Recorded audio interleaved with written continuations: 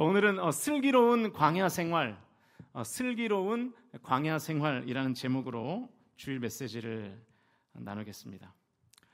2011년도에 출간되어서 꽤 많이 팔린 책이 있어요. 스티브 도나휴라는 사람이 쓴 사막을 건너는 6가지 방법이라는 책입니다. 부제가 이렇게 돼 있어요. 힘들고 고독한 인생의 사막을 건너는 당신을 위한 책입니다. 이 책에서 제시하는 6가지 방법은 이렇습니다. 첫 번째는 지도를 따라가지 말고 나침반을 따라가라. 그 모래의 사막은 바람이 불 때마다 지형이 다 변하기 때문에 이 지도가 아무런 소용이 없는 거죠. 그래서 지도 보면 안 되고 나침반을 따라가야 된다는 거예요. 여러분, 이 시대의 삶이 그렇지 않습니까? 너무 빨리 그리고 많이 변하니까 이 과거의 경험이 기록된 이 지도와 같은 데이터들은 점점 더 무의미해져 가는 거죠. 그동안 우리가 법칙으로 여겼던 것들이 다 지금 깨지고 있지 않습니까? 두 번째는 오아시스를 만날 때는 쉬어가라입니다. 그러니까 더 많이 쉬어야 더 멀리 갈 수 있다는 뜻이겠죠. 세 번째, 모래에 갇히면 타이어에 바람을 빼라. 이건 좀 유명한 얘기죠. 우리가 정체 상태에 빠지면 이 자아의 공기를 조금 빼내야 다시 움직일 수 있다는 뜻입니다. 네 번째, 혼자서 함께 여행하기. 혼자서도 여행을 할 수 있어야 된다는 거예요. 그러나 혼자서만 또 하면 안 되고 함께 할 수도 있어야 한다는 것입니다.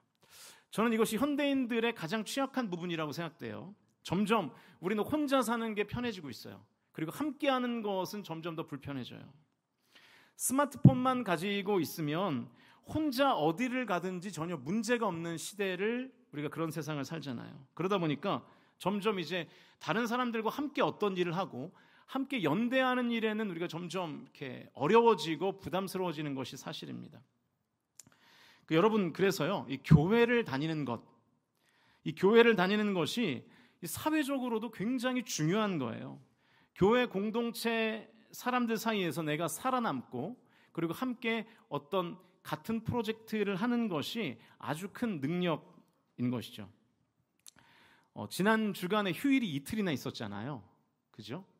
목요일도 휴일이었고 그리고 화요일이 휴일이었나요? 네, 화요일이 휴일이었는데 이제 자녀들을 다 키운 이제 좀 이렇게 나이 든 노년의 성도님들은 괜찮은데 이제 어린 자녀를 둔 성도님들에게 이 평일의 휴일은 정말로 이 휴일이거든요. 저희 집도 그래요. 지난 목요일은 이제 휴일인데 비까지 오니까 이한이를 어디 데려갈 곳이 마땅치가 않더라고요. 집에 있기엔 너무 힘들고. 그래서 이제 기장에 있는 키즈 카페를 데려갔어요. 우리 어린이부가 갔던 데를 이제 갔는데 거기 갔더니 이제 키즈 카페 안에 실내 미니 축구장이 있는 거예요.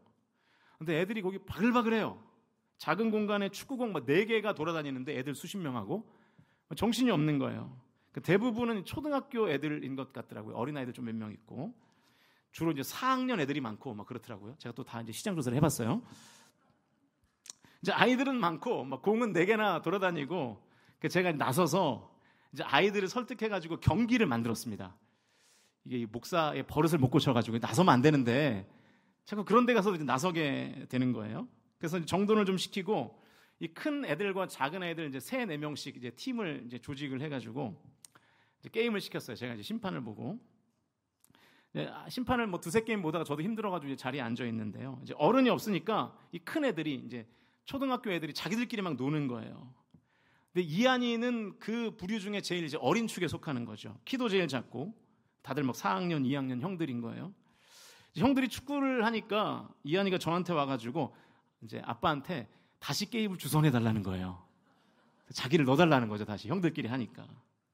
근데 제가 일부러 그냥 가만히 있었어요. 야, 이한아, 너도 좀 쉬어. 이러면서 제가 이렇게 나서지 않았습니다. 그런데 얘는 이제 쉬기가 싫은 거죠. 왜냐면 좀 있으면 나가야 되니까. 형들하고 더 하고 싶은 거예요. 그런데도 제가 이제 게임에 계속 개입을 안 하니까 지가 형들한테 직접 말을 걸더라고요. 형들이 근데 이한이를 약간 무시해요. 왜냐면 작고 아무래도 실력도 조금 딸리고 그러니까. 이한이한테 패스를 안 해요. 약간 투명인간 취급을 해요. 그래서 이제 밖에서 보면서 조금 마음이 아팠지만 그냥 가만히 두고 봤어요. 그런데도 얘는 또 아랑곳하지 않고 가서 막 공을 뺏고 막 하는 거예요. 너무 막 해가지고 같은 편 공도 막 뺏어요. 그런데 얘가 중요한 거는 그렇게 하다가 골을 넣은 거예요. 3골이나. 죄송합니다. 이거 제 자랑하려고 한 얘기는 아닌데. 그러니까 이제 같은 편 형들이 뭐 이제 이하냐고 뭐 하이파이브도 하고 막 그러더라고요. 제가 이 얘기를 왜 하냐면 여러분 이 아이들이 이런 이 공동체 안에서 함께 생활하는 과정을 거치면서 스스로 함께 어떤 일들을 해 나아가는 방법을 터득하는 거거든요. 내가 약간 소외당할 때 나를 밀어내는 사람들 사이에 내가 어떻게 비집고 들어가서 내가 장악하고 그 안에서 영향력을 발휘할 것인가를 어렸을 때부터 훈련해야 됩니다. 왜냐하면 지금은 모든 것을 혼자 하는 시대이기 때문에 오히려 이 함께 할 줄 아는 능력을 가진 사람이 이 세상에서는 더 인정받게 되어 있어요. 함께 할 줄 아는 사람이 역으로 더 희소 가치가 있는 거거든요. 그러니까 여러분 자녀들을 자꾸만 공동체에 보내셔야 됩니다. 우리 부모들은 그렇게 생각하죠. 여름 성경학교 이런 거 하면 애들이 다쳐서 오진 않을까? 위험하진 않을까? 그럴 수 있어요. 위험할 수 있습니다. 그렇다고 집에 가만히 두는 것은 부모가 다 끼고 있는 것은 더 위험할 수 있어요. 공부해야 하는 자녀일수록 여러분 교회 수련회 보내셔야 돼요. 그래야 함께하는 능력이 길러준다고요. 어쨌든 20살이 넘고 대학을 졸업하면 이제 다른 사람들과 함께해야 되거든요. 혼자 할 수만은 없어요. 그러니까 함께하는 걸 잘하는 게 이제는 더 능력이 된 것입니다. 그래서 혼자 할 수도 있어야 되지만 함께 할 수도 있어야 된다라는 것이고요. 자, 사막을 건너는 방법 5번째, 캠프파이어에서 한 걸음 멀어지기입니다. 그 안전하고 따뜻한 캠프파이어에서 나와가지고 깜깜한 사막의 어둠으로 나아가야 할 때가 있다는 거죠. 그러니까 어둠이 앞에 있지만 우리가 때로는 전진할 때가 있는 거죠. 마지막, 허상의 국경에서 멈추지 말라. 그러니까 열정을 가로막는 두려움과 불안감의 국경에 멈춰 서 있지 말고 도전하라는 거예요. 부딪히라는 거예요. 앞으로 나아가라는 거죠. 이 책이 당시에 베스트셀러가 된 것은 많은 사람에게 공감이 되었기 때문이겠죠. 사막과 같은 인생을 우리가 어떻게 슬기롭게 헤쳐나갈 것인가에 대한 책이잖아요. 저는 지금 우리 공동체에도 비슷한 교훈이 필요한 시점인 것 같습니다. 왜냐하면 내일부터 이제 우리 교회 리모델링이 시작돼요. 미니멈 한 2달 정도는 우리가 온전히 공간을 사용하지 못합니다. 좀 더 걸릴 수도 있고요. 이번 리모델링의 모든 과정 가운데 하나님이 함께 하실 줄로 믿으실 수 있기를 주님의 이름으로 축원드립니다. 그런데 이제 우리는 당장 내일부터 불편해질 거예요. 먼저 예배 드리기가 불편해집니다. 왜냐하면 예배 환경이 더욱 열악해져요.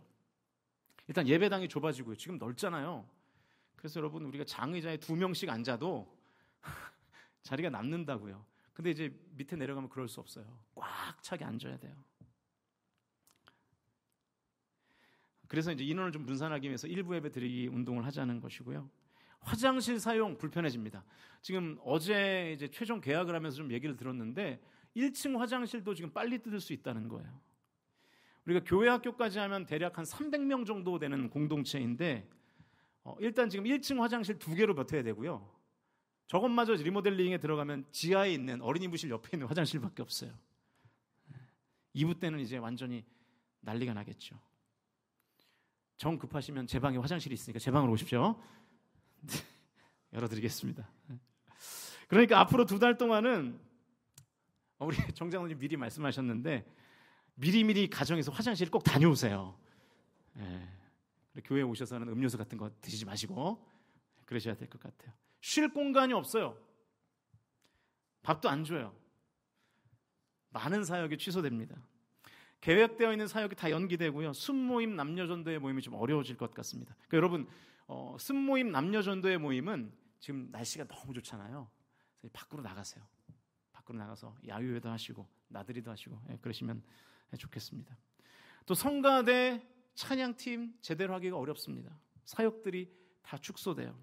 그래서 정리하면 우리가 앞으로 적어도 2달 동안 경험하게 될 광야 리스트는 이런 것 같아요. 보여주시면 첫 번째는 좁아진 예배당, 두 번째는 줄어든 화장실, 쉴 공간 부재, 식당 운영 중단, 사역의 축소. 이런 광야를 우리가 잘 통과해야 됩니다. 그래서 글자로 보면 우리가 단순히 이렇게 텍스트로 보면 뭐 그냥 그럴 수 있지, 뭐 잘 버틸 수 있지, 별것 아닌 것처럼 느껴질지 모르지만 실제로 이제 몸이 불편해지기 시작하면요, 마음도 불편해지는 일들이 생길 거예요. 그래서 더더욱 슬기로운 광야 생활이 필요합니다. 사랑하는 성도 여러분, 앞으로 경험하게 될 2달 여간의 광야 생활을 저와 여러분이 하나님의 말씀으로, 그리고 하나님이 주시는 은혜로 슬기롭게 통과하실 수 있기를 주님의 이름으로 간절히 축원드립니다. 그런데 슬기로운 방법인 줄 알았는데 알고 보니까 슬기롭지 못한 방법일지도 몰라요. 그런 방법이 있더라고요. 제가 구글링을 해보니까 직장인들의 월요병 슬기롭게 대처하기라는 리포트가 있어요. 뉴스인데요. 직장인들의 월요병은 뭔지 아시죠? 월요일에 출근하기가 싫으니까 주일 저녁부터 막 불안 증세에 시달리는 거예요. 이 병에 대처하는 방법을 한 뉴스에서 리포트를 하는데 아마 많이들 아실 텐데 보여주시면, 일요일에 잠깐 출근해서 일을 하면 월요병이 없어진다는 거예요. 여러분, 이게 말이 됩니까 이게? 이 뉴스에서 실제로 이렇게 한 거예요. 어떤 뉴스인지 모르겠어요. 제가 볼 때 이 방송국 망했을 것 같아요. 그 월요일에 출근하기 싫어지는 병을 치유하기 위해서 주일에 출근하라는 거예요. 그러니까 저런 방법을 슬기로운 대처라고 방송에 내보내는 것 자체가 황당한 일인 거죠. 댓글을 보니까 저게 뭐 말이냐 방구냐부터 시작해가지고 각종 비방의 글들이, 조롱의 글들이, 댓글들이 넘쳐나더라고요. 정말 슬기롭게 이 2달여간의 광야 생활을 잘 대처하셔야 됩니다. 좀 전에 저 뉴스 리포트처럼 나는 슬기로운 방법이라고 생각했는데 전혀 슬기롭지 않은 대처일 수도 있어요. 그러면 영적으로 시험이 들어요. 그리고 성도 간에 싸움이 생겨요. 불화가 생긴다고요. 저와 여러분이 슬기롭게 광야 생활을 하는 성경적인 방법을 배우셔서 우리 교회가 리모델링하는 이 2달여간의 기간을 은혜롭고 순조롭게 통과하실 수 있기를 주님의 이름으로 간절히 부탁드립니다. 오늘 본문은 시편 78편인데요. 표제어가 아삽의 마스길입니다. 제가 마스길은 지난번에도 말씀드렸는데 교훈이라는 뜻입니다. 그러니까 아삽의 교훈인 거예요. 아삽은 레위 지파로서 찬양하는 일을 담당하는 사람이었습니다. 제가 이 광야 생활을 어떻게 슬기롭게 할 것인가를 묵상하면서 이 시편 78편의 말씀을 나누는 이유는 시편 78편이 이스라엘 백성들의 광야 생활을 압축하고 있기 때문입니다. 그러니까 오늘 본문은 이스라엘 백성들이 광야 생활을 하면서 얻었던 교훈을 우리가 이제 배우는 거예요. 어떤 교훈을 얻어야 될 것인가 하는 것을 우리가 깨닫는 것이죠. 그렇기 때문에 이 슬기로운 광야 생활을 어떻게 할 것인가에 대한 내용이 시편 78편에 기록되어 있는 것입니다.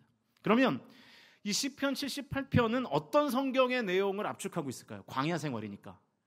성경을 좀 아시면 대답하실 수 있을 텐데. 뭐라고요?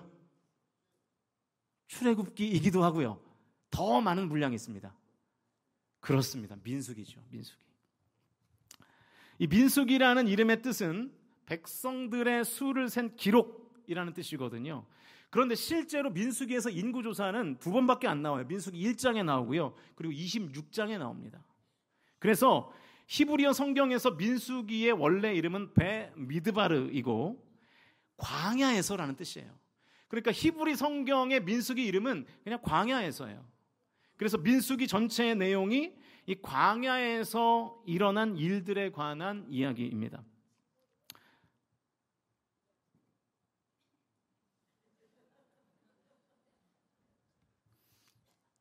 목사님이 한 번 더 쳐다보면 내려간다 설교하다가 그래서 이 슬기로운 광야 생활을 하기 위해서는 민수기를 봐야 되는데 민수기가 36장이거든요. 이 내용을 우리가 다 볼 수가 없잖아요. 그런데 이 시편 78편이 이 민수기 36장의 내용을 압축하고 요약해 놓은 거예요. 그래서 제가 시편 78편을 본문으로 선택한 것입니다. 그러니까 여러분 나중에 오늘 집에 돌아가셔서 시편 78편을 처음부터 끝까지 좀 천천히 묵상해 보시면 영적 유익이 있을 겁니다. 자, 그럼 이제부터 슬기로운 광야 생활의 방법을 말씀을 읽어가면서 짧게 좀 살펴보도록 하겠습니다. 사실 여러분이 다 아는 내용이에요.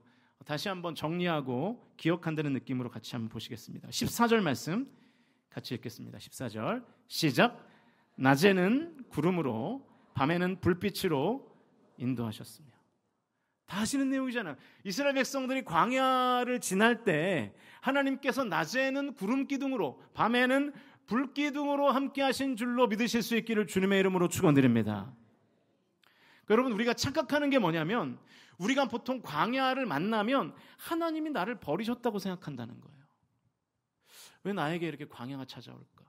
왜 내 인생에 이 고난과 같은 광야가 찾아올까? 하나님 나를 버리셨나? 이렇게 생각한다는 거예요. 근데 그렇지 않아요. 오히려 반대입니다. 광야는 하나님을 더욱더 생생하게 만나고 더욱더 깊이 만나는 곳입니다. 더 적나라하게 말하면 하나님만 만나는 곳이 광야라는 거예요. 제가 조금 전에 민수기의 원래 제목이 배 미드바르라고 말씀드렸잖아요. 이 미드바르가 광야라는 뜻이에요. 그런데 이 광야라는 단어가 이 다바르라는 히브리어 단어에서 파생된 단어인데 이 다바르는 말씀이라는 뜻입니다. 말씀. 그 광야는 어떤 곳입니까? 하나님이 나를 버리신 곳이 아니라 하나님의 말씀이 들리는 곳입니다. 광야는 하나님의 말씀만 들리는 곳이에요. 왜냐하면 아무것도 없거든요. 하나님의 구름 기둥과 불 기둥이 없으면 살 수 없는 곳, 그것이 바로 광야입니다. 조금 전에 우리 찬양팀이 경배와 찬양 시간에 이 광야를 지나며라는 찬양을 불렀는데 이따 설교 찬양도 같이 부를 거예요. 가사가 이렇습니다. 왜 나를 깊은 어둠 속에 홀로 두시는지, 어두운 밤은 왜 그리 길었는지, 나를 고독하게, 나를 낮아지게, 세상 어디도 기댈 곳이 없게 하셨네. 광야에 서 있네. 주님만 내 도움이 되시고 주님만 내 빛이 되시는, 주님만 내 친구 되시는 광야, 주님 손 놓고는 단 하루도 살 수 없는 곳 광야, 그 광야에 내가 서 있네. 그러니까 주님 손을 놓으면 단 하루도 살 수 없는 것이 광야라는 거예요. 주님만이 내 도움이 되시고 주님만이 내 빛이 되시고 주님만이 내 친구가 되시는 곳이 광야라는 것을 저와 여러분이 확실히 믿으실 수 있기를 주님의 이름으로 축원드립니다. 이제 다음 주 주일부터는 이 넓은 예배당이 없을 거예요. 찬양팀도 오늘처럼 못할 거예요. 성가대도 없고요. 이렇게 큰 스크린도 없어요. 마이크 상태도 오늘보다 안 좋을 거예요. 의지할 만한 환경이 없어지거나 줄어드는 거예요. 여러분, 다음 주부터는 성경책 다 들고 오셔야 돼요. 왜냐하면 1층에서 예배드리면 많이 나야 TV 조그만 거 2대를 양쪽에 이렇게 놓을 것 같거든요. 뒤에 계시면 안 보일 거예요. 잘 불편하실 거예요. 성경책 다 들고 오세요. 이스라엘 백성들에게 비할 바는 아니지만 우리의 그동안의 삶과 비교해 보면 우리는 이제 광야 생활을 시작하는 거예요. 아무것도 없어요. 근데 여러분 잘 생각해 보세요. 스크린을 안 보니까 하나님의 말씀인 성경을 직접 보게 되는 거예요. 그런 은혜가 광야 가운데 임한다는 것을 저와 여러분이 믿으실 수 있기를 주님의 이름으로 축원드립니다. 우리의 눈을 사로잡는 영상들, 그리고 우리의 귀를 때리는 소리들이 작아질 때 광대하신 하나님이 더 크게 보이고 속삭이시는 하나님의 음성이 더 잘 들리게 될 줄로 믿으실 수 있기를 주님의 이름으로 간절히 부탁드립니다. 오늘 새 가족이 2가정이나 등록해 주셨는데 우리 교회 다음 주부터 광야 생활한다고 안 나오시면 안 됩니다. 네, 더 좋아지려고 하는 거니까요. 네, 다음 주에 꼭 나오십시오.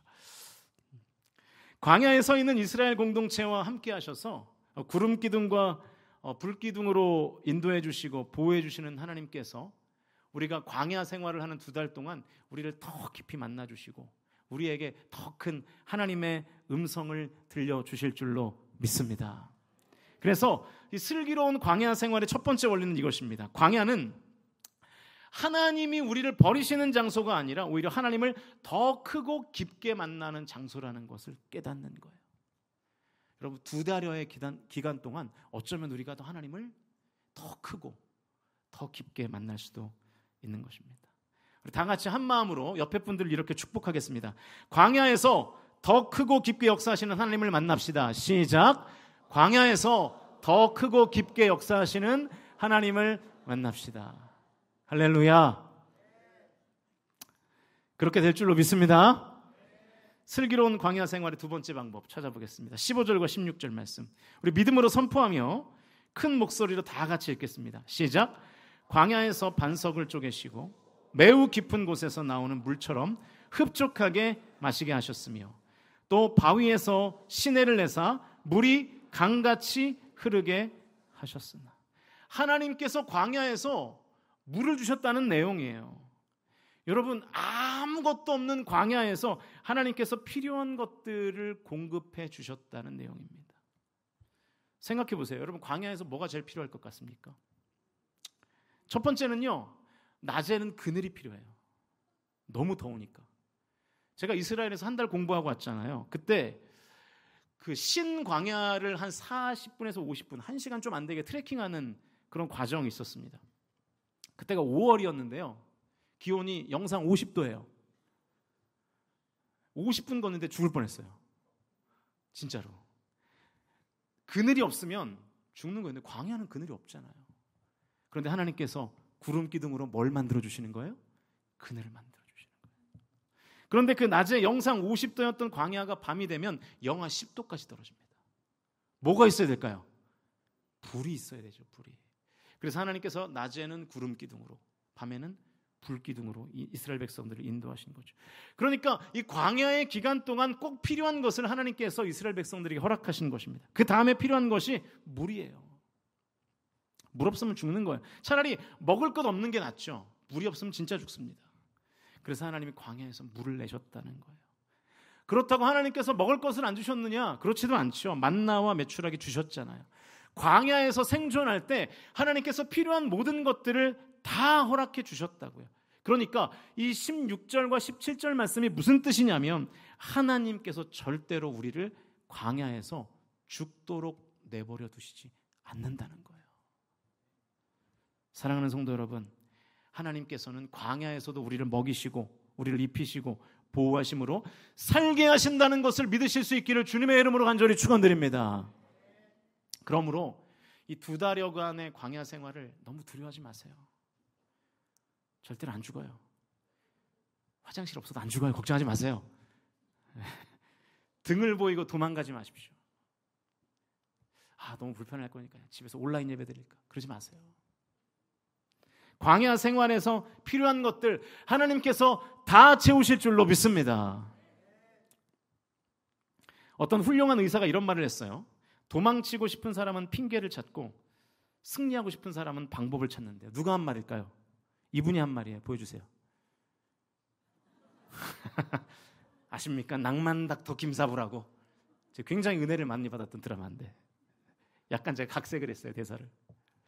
여러분, 광야 기간 2달 동안 핑계대고 도망갈 수 있습니다. 나 몸도 안 좋고 나 화장실 못 참아 이러면서 이제 집에서 그냥 예배드리죠. 이럴 수 있죠. 그러나 여러분, 광야 앞에서 핑계대고 도망치는 성도 되지 마시고 방법을 찾아 광야에서 승리하는 성도들이 다 되실 수 있기를 주님의 이름으로 축원드립니다. 그래서 슬기로운 광야 생활을 하기 위한 두 번째 방법은 이거예요. 필요를 채우시는 하나님을 믿고 광야를 향해서 담대하게 나가는 거예요. 부딪히는 거예요. 광야를 즐기는 거예요. 우리 옆에 분들을 다시 한번 이렇게 격려하겠습니다. 담대하게 광야를, 옆에 분들 눈을 보시면서 담대하게 광야를 즐깁시다. 시작. 할렐루야. 마지막입니다. 17절 말씀 읽겠습니다. 시작. 그들은 계속해서 하나님께 범죄하여 메마른 땅에서 지존자를 배반하였도다. 민수기를 좀 많이 읽어보신 분들은 아시겠지만 이스라엘 백성들이 광야에서 지속적으로 하나님 앞에 범죄를 했어요. 어떤 범죄를 저질렀냐면 원망과 불평이라는 범죄를 저질렀습니다.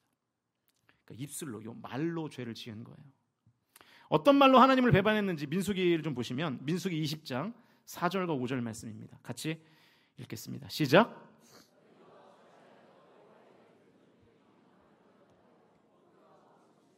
다 여기서 죽게 하느냐?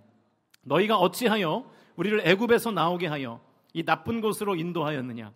이곳에는 파종할 곳이 없고 무화과도 없고 포도도 없고 석류도 없고 마실 물도 없도다. 없다, 없다, 없다 라고 말하면서 이스라엘 백성들의 입술에서 나온 말이 뭡니까? 한마디로 정리하면 이겁니다. 어찌하여 애굽에 있는 우리를 광야로 인도한 겁니까? 어찌하여 우리를 애굽에서 나오게 한 겁니까? 이 얘기입니다. 이렇게 원망하는 이스라엘 백성들에게 하나님이 이렇게 반응하시죠. 오늘 본문 이 이후를 보시면 시편 78편 21절 그리고 31절 말씀을 우리 화면을 보시면서 같이 읽겠습니다. 시작. 그러므로 여호와께서 듣고 노하셨으며 야곱에게 불같이 노하셨고 또한 이스라엘에게 진노가 불타올랐으니 하나님이 그들에게 노염을 나타내사 그들 중 강한 자를 죽이시며 이스라엘의 청년을 쳐 엎드러뜨리셨도다. 어찌하여라고 원망하고 불평하는 이스라엘 백성들에게 하나님이 분노하세요. 왜냐하면 하나님께서 이스라엘 백성들을 더 좋은 땅으로 인도하기 위해서 지금 광야에 서 있는 거거든요. 그런데 다시 노예의 삶으로 돌아가겠다는 거예요. 그러면서 왜 어찌하여 우리를 그 땅에서 애굽 땅에서 건져냈습니까? 라고 지금 항의하고 있는 것입니다. 14장 3절에도 어찌하여라는 표현이 나오는데 14장 3절도 읽어보겠습니다. 같이 읽겠습니다. 시작. 어찌하여 여호와가 우리를 그 땅으로 인도하여 칼에 쓰러지게 하려 하는가? 우리 처자가 사로잡히리니 애굽으로 돌아가는 것이 낫지. 여기도 나오죠. 어찌하여. 그러면서 애굽으로 돌아가겠다는 거예요. 그래서 하나님께서 출애굽 1세대들을 다 광야에서 죽게 하십니다. 어찌하여 라고 말하는 이스라엘 백성들을 하나님께서 진짜 어찌하신 거예요. 노여움을 나타내시는 거예요. 책망하시고 징계하시는 거예요. 어찌하여라고 말하는 그 사람을 정말 하나님께서 어찌하셨습니다. 지금 이스라엘 백성들이 계속 애굽으로 돌아가자고 말해요. 예전으로 돌아가자는 거예요. 백하자는 거예요. 우리 백합시다 이렇게 말하는 거예요. 사랑하는 성도 여러분, 혹시 여러분의 주변에서 누가 리모델링 뭐하러 해 그거 돈 많이 들고 빚도 내야 되는데 경제도 어렵고 지금도 그럭저럭 뭐 괜찮은데 리모델링 왜 하는 거야? 그러면서 백하자고 말하는 성도님들이 혹시 여러분 주변에 있다면 그분에게 백하고 소리를 지르세요. 진짜입니다. 그런 말 하지 마! 백 소리를 질러야 돼요.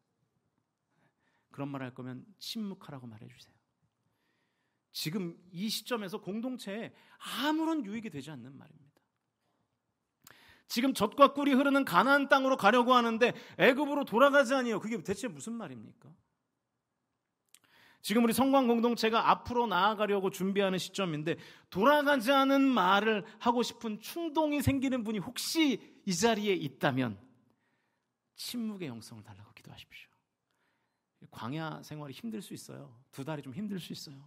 그래서 막 힘들다는 말이 나오고 불편하다는 말이 나올 수 있습니다. 그때마다 입을 내 주먹으로 막아야 돼. 이렇게 막아야 돼요. 진짜예요. 그 원망과 불평의 말이 공동체를 분열시키는 불씨가 될 수 있기 때문입니다. 여러분 이스라엘 백성들이 다른 것으로 죄짓지 않았어요. 말로 죄지었어요. 그러나 하나님 심판당했습니다. 야고보서 3장 5절 말씀 같이 읽겠습니다. 시작. 이와 같이 혀도 작은 지체로 돼 큰 것을 자랑하도다. 보라 얼마나 작은 불이 얼마나 많은 나무를 태우는가. 이 혀가 불이라는 거예요. 우리 몸 전체에서 혀는 짧잖아요. 여러분 혀가 아무리 길어봐야 얼마나 길겠습니까? 제가 지금 내밀어서 보여주고 싶은데 좀 흉측할까 봐 한 10cm나 될까요? 그런데 그 짧은 혀가 숲을 다 태울 수 있다는 거예요. 그 다음 절을 보면 더 무서운 말씀이 나오는데요. 이 시간에 읽지는 않겠습니다. 집에 가서 읽어보세요. 무시무시한 말씀이 나와요. 여러분 교회 공동체가요. 한마음 한뜻으로 큰 프로젝트를 진행할 때 사탄은 언제나 분열을 조장합니다. 이것을 여러분이 항상 기억하셔야 돼요. 그래서 슬기로운 광야 생활을 하기 위한 3번째 방법은 공동체의 비전에 합당한 말을 하는 거예요. 공동체의 비전과 같은 방향의 말을 하는 거라고요.